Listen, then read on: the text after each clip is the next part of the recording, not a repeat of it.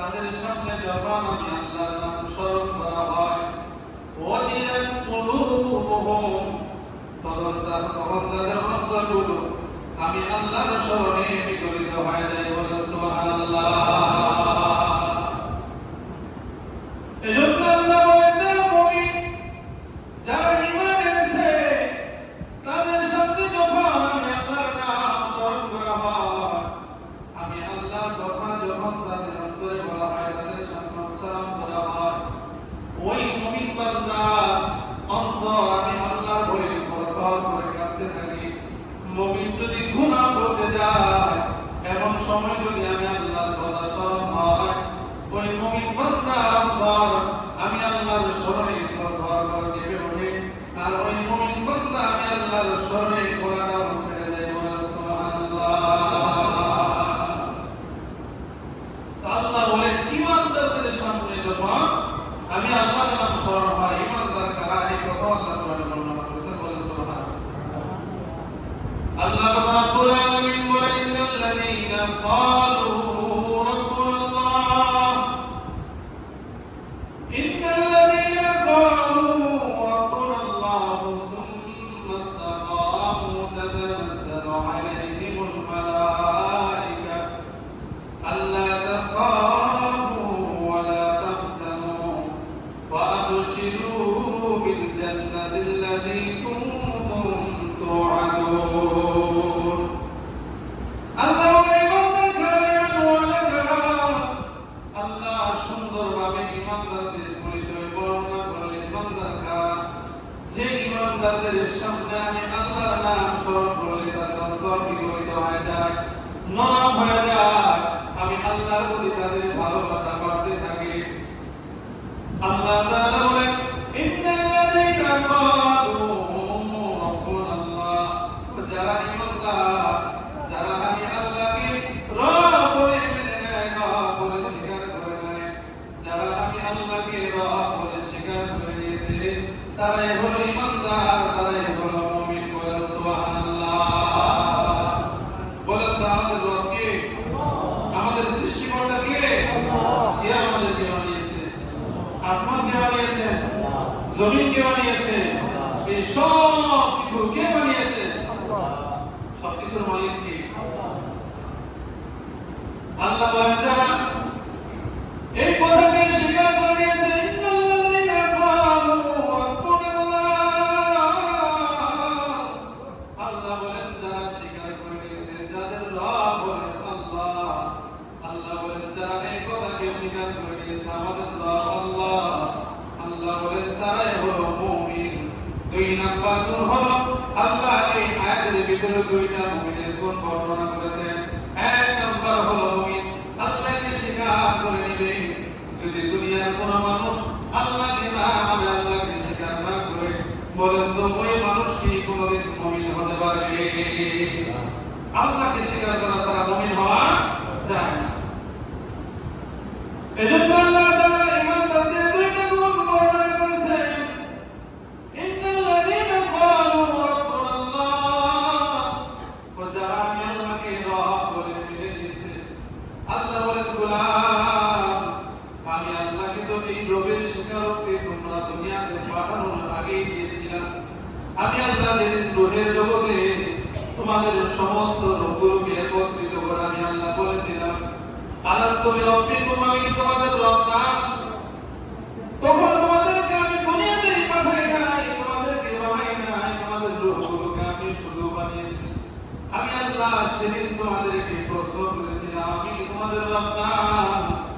সেদিন সমস্ত রূহগুলো বলেছিল বাবু মালা আপনি তো আমাদের রব। সেদিন সমস্ত রূহগুলো স্বীকারোক্তি দিয়েছে আল্লাহ আপনি তো আমাদের রব, আপনি তো আমাদের সৃষ্টিকর্তা, আপনি তো আমাদেরকে বানিয়েছেন সৃষ্টি করেছেন। তোমরা তো আমি আল্লাহকে রবের স্বীকারোক্তি রূহের জগতে দিয়েছিলাম। আমি আল্লাহ পরীক্ষা করার জন্য দুনিয়াতে পাঠাবো, দেখি দুনিয়াতে যাওয়ার পর তোমরা আমি আল্লাহকে রব বলে মানো কিনা, এই রবের উপরে অটল অবিচল থাকো কিনা। মৃত্যু পর্যন্ত যারা আমি আল্লাহর এই রবের স্বীকারোক্তির উপরে অটল অবিচল থাকবে তারাই হলো মুমিন, তারাই হলো মুমিন। তারা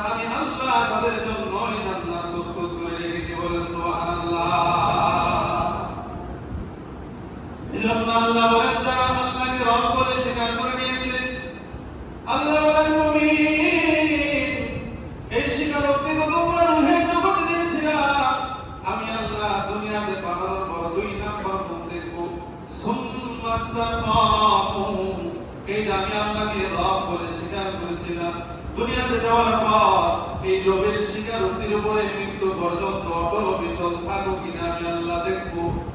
দুনিয়াতে যাওয়ার পর যদি ক্ষমতা পেয়ে আমি আল্লাহকে ভুলে যাও, দুনিয়ার ধন দৌলত, দুনিয়ার টাকা পয়সা বাড়ি গাড়ি পিছনে ভুলে যদি আমি আল্লাহকে ভুলে যাও, আমি আল্লাহ তো তোমাকে ওই দুইটা পুরস্কার দেব না।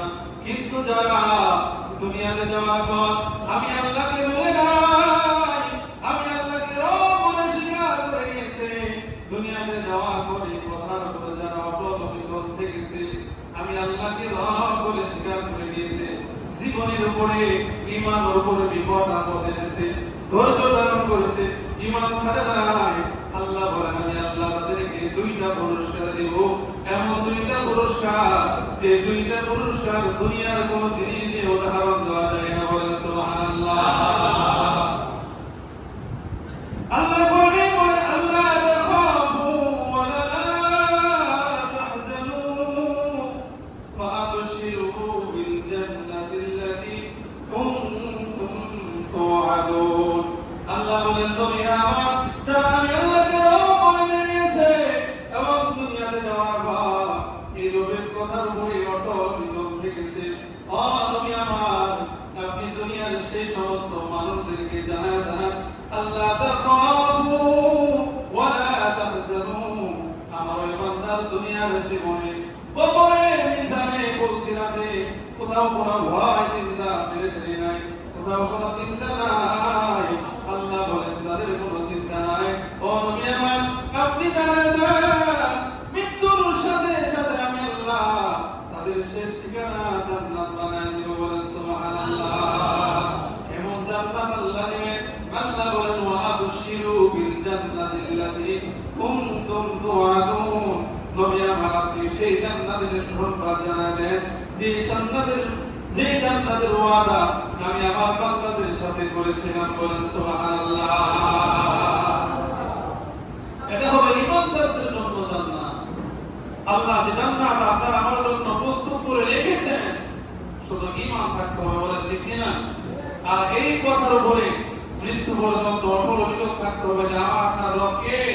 আল্লাহ। কিন্তু দুনিয়াতে আসার পরে যদি কেউ মূর্তির পূজা করে, কেউ গরুর পূজা করে, কেউ পানির পূজা করে, এরকম মানুষ আসলে নাই। অথচ কিন্তু তারাও ওইখানে জগতে আল্লাহকে স্বীকার করেছিল। আপনি আমাদের রব। একজন হিন্দু জগতে স্বীকার করেছিল আপনি আমার রব। একজন কাফের, একজন খ্রিস্টান, একজন বৌদ্ধ সেও স্বীকার করেছিল যে আপনি আমার রব।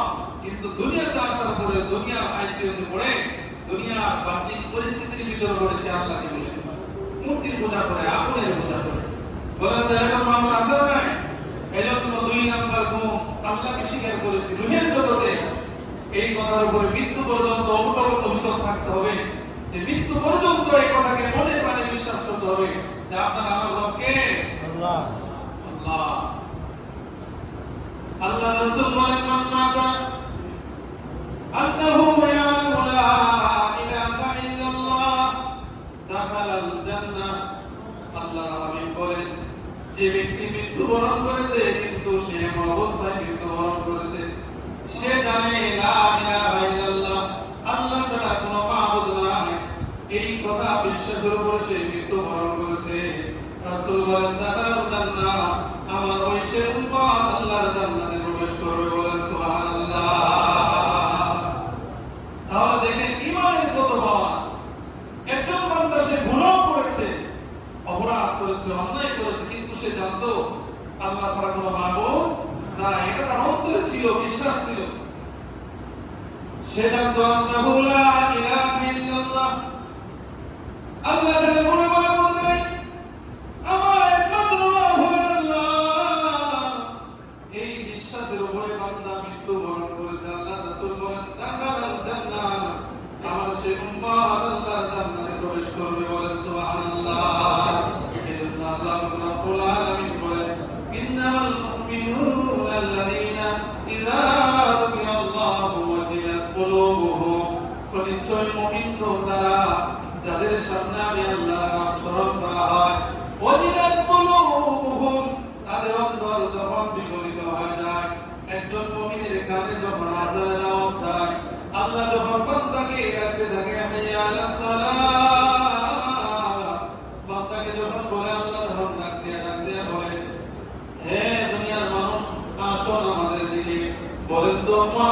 শব্দগুলো নিয়ে আজান যায়, এগুলো ভাষা কি মুয়াজ্জিনের নাকি আল্লাহর দেওয়া কালাম?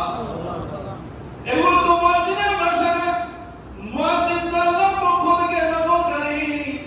মুয়াজ্জিন আল্লাহর শব্দগুলো দিয়ে দুনিয়ার মানুষকে আহ্বান করছে, হাইয়া আলাস সালাত, আসুন আমাদের দিকে, হাইয়া আলাল ফালাহ, আসো কল্যাণের দিকে। বান্দাকে আল্লাহ বারবার এই শব্দগুলো দিয়ে আহ্বান করে বান্দাকে স্মরণ করে দেয়। আল্লাহর কথা জানে বান্দা, আল্লাহ তাআলা বান্দাকে বারবার স্মরণ করায় দেয়। কিন্তু যারা মুমিন, যাদের অন্তরের ভিতরে ঈমান আছে, যাদের অন্তরে আল্লাহর ভয় আছে, যারা আল্লাহকে মেনে নিয়েছে, যারা আল্লাহকে ভয় করে, ওই মুমিনের কানে আযানের আওয়াজ পৌঁছার পরে দুনিয়ার কোনো কাজে লিপ্ত থাকতে পারে না। আল্লাহ তাকে সাড়া না দিয়ে ওই মুমিন কখনো ঘরে বাইরে বসে থাকতে পারে না। বলেন ঠিক কিনা? এজন্য এক নাম্বার গুণ হলো, আল্লাহ বলেন, ইন্নামাল মুমিনুনা আল্লাযীনা ইযা যুকিরাল্লাহু ওয়াজিলাত কুলুবুহুম। মুমিনের এক নাম্বার গুণ হলো, যারা মুমিন তাদের সামনে যখন আমি আল্লাহর কথা স্মরণ করা হয়, তারা বসে থাকতে পারে না। তাদের অন্তর আমি আল্লাহর ভয়ে থরথর করে কাঁপতে থাকে। মুমিন যদি দুনিয়ার কোনো কাজে ব্যস্ত হয়, আল্লাহর কথা স্মরণ হওয়ার সাথে সাথে, মসজিদের আযান কানে পৌঁছার সাথে সাথে আমার ওই মুমিন বান্দা আমি আল্লাহর কুদরতি পায়ে সিজদা না দিয়ে কখনো ঘরে বাইরে বসে থাকতে পারে না। বলেন ঠিক কিনা? আল্লাহর একজন ওলি ছিলেন আব্দুল্লাহ ইবনে মুবারক রাহমাতুল্লাহ আলাইহি।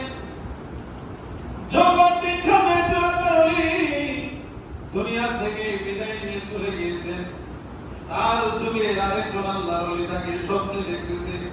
দেখেন আব্দুল্লাহ ইবনে মুবারক আল্লাহর সুন্দর একটা জান্নাতের ভিতরে বসে আছে। আল্লাহর ওলি ডাক দিয়ে কয়, আপনি দুনিয়াতে যত ইবাদত করেছেন, আপনি যে এত ইবাদত করেছেন বেশি, এই ইবাদতের কারণে আল্লাহ আপনার জান্নাতটাও সুন্দর দিয়েছে বেশি। বলেন সুবহানাল্লাহ। আব্দুল্লাহ ইবনে মুবারক ডাক দিয়ে বলে, আমি আমার ইবাদত অনুযায়ী জান্নাত যেমনটা পাই নাই, যদি আমি আমার ইবাদত অনুযায়ী জান্নাত পাইতাম, তাহলে আমার চাইতে আমার বাড়ির পাশের খামারের জান্নাতটা আমি আব্দুল্লাহ ইবনে মুবারকের চাইতে সুন্দর হতো না। আমি যে ইবাদত করেছি, আল্লাহ যদি আমার ইবাদতের কারণে আমার জান্নাতটা সুন্দর করে দিতে, তাহলে আমার জান্নাতটা খামারের জান্নাতের চাইতে সুন্দর হতো। কিন্তু আল্লাহ তাআলা আমার জান্নাতের চাইতে আমার বাড়ির পাশের খামারের জান্নাতটা আরো আল্লাহ সুন্দর করে বানিয়ে দিয়েছে। বলেন সুবহানাল্লাহ। আল্লাহর ওলি ডাকতে কয়, কামারের পরিচয়টা একটু চাই। কি এমন কামার করেছিল যার কারণে আল্লাহ তাআলা কামারের জান্নাতটা আপনি আব্দুল্লাহ ইবনে মুবারকের চাইতেও সুন্দর করে বানিয়ে দিয়েছে। কামারের পরিচয় পাওয়ার পর আল্লাহর ওলির স্বপ্ন ভেঙে গিয়েছে। সকালবেলা তার বাড়িতে গিয়েছে। কামারের বিবিকে ডাক দিয়ে বলে, আমি আপনার কাছে পর্দার আড়াল থেকে ডাক দিয়ে বলে, আপনার কাছে একটা তথ্য জানার জন্য আসছি। আপনার স্বামী দুনিয়াতে থাকা অবস্থায় কি এমন আমল করেছিল, আমি একটু আমলটা জানতে চাই, যে আমলের কারণে আল্লাহ তাআলা আপনার স্বামীর জান্নাতটা আব্দুল্লাহ ইবনে মুবারকের চাইতেও দামি জান্নাত দিয়েছে। বলেন সুবহানাল্লাহ। কামারের বিবি ডাক দিয়ে বলে, আমার স্বামী তো তেমন কোনো আমল নাই, সারাদিন আমার স্বামী লোহার কাজ করতো, আমি আমার স্বামীর জিন্দেগিতে তেমন কোনো আমল দেখি নাই। শুধু দুইটা আমল আমি আমার স্বামীকে দেখেছি। গরম দিন যখন আসতো, আমার স্বামী যখন রাত্রিবেলা লোহার কাজ করতো, আমার বাড়ির সামনে আব্দুল্লাহ ইবনে মুবারকের বাড়িটা ছিল, দুই তলা বাড়ি ছিল। আব্দুল্লাহ ইবনে মুবারক বড় সম্পদওয়ালা ছিল, ধনী মানুষ ছিল। রাত্রিবেলা যখন গরমের কারণে আব্দুল্লাহ ইবনে মুবারক যখন বাড়ির ছাদের উপরে দাঁড়ায় আল্লাহর ইবাদত করতো, আর আমার স্বামী আব্দুল্লাহ ইবনে মুবারকের দিকে তাকায় আফসোস করতো, আর আল্লাহকে জানাইতো, মালিক আপনি যদি আমাকে সম্পদ দিতেন, আব্দুল্লাহ ইবনে মুবারকের মতো সম্পদ যদি আমার থাকতো, আমি কাজ করার মানুষ না, আমি আব্দুল্লাহ ইবনে মুবারকের মতো তোমার কুদরতি ভাই শ্রদ্ধা দেওয়ার জন্য দাঁড়ায় যাইতাম। বলেন সুবহানাল্লাহ। আমার এই কথা বলে বলে আফসোস করতে থাকতাম, বলতাম আমার তো মন চায় আমি আব্দুল্লাহ ইবনে মুবারকের মতো ইবাদত করি।